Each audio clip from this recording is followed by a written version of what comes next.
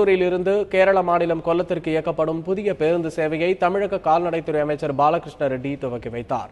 கிருஷ்ணகிரி மாவட்டம் ஹொசூரிலிருந்து கேரள மாநிலம் கொல்லத்திற்கு புதிய பேருந்து சேவை இன்று துவங்கப்பட்டது. இச்சேவையை துவக்கி வைத்த தமிழக அமைச்சர் பாலகிருஷ்ண ரெட்டி முதல் பயணச்சீட்டை பெற்று பேருந்தில் சிறிது தூரம் பயணித்தார். இந்த புதிய பேருந்து சேவை பயனுள்ளதாக இருக்கும் என்று ஹொசூரில் உள்ள கேரள மக்கள் தெரிவித்துள்ளனர். எங்களுடைய நீண்டகால கோரிக்கையான இந்த பஸ் ഇപ്പോൾ കേരളാവുക്ക് ഒസൂരിലിരുന്ന് കേരളാവുക്ക് കൊല്ലം இங்கிற இடத்துக்கு இப்போ ஃபஸ்ட்டு ட்ரிப்பாக ஒரு பஸ் போட்டிருக்கிறோம். இது எங்களுக்கும் தமிழ்நாட்டில் அனைவர் மக்களுக்கும் ஒரு உதவியாக இருக்கிறது. மேலும் இந்த மாதிரி கோயம்புத்தூர் பாலக்காடு ரூட்டில் இனியும் ஒரு பஸ் போடணும்னு நாங்கள் கோரிக்கை கொடுத்திருக்கிறோம். தூத்துக்குடி மாவட்டம் கோவில்பட்டி பேருந்து நிலையத்திலிருந்து திருப்பதிக்கு புதிய வழித்தடத்தில் பேருந்துகள் இயக்கப்பட்டன.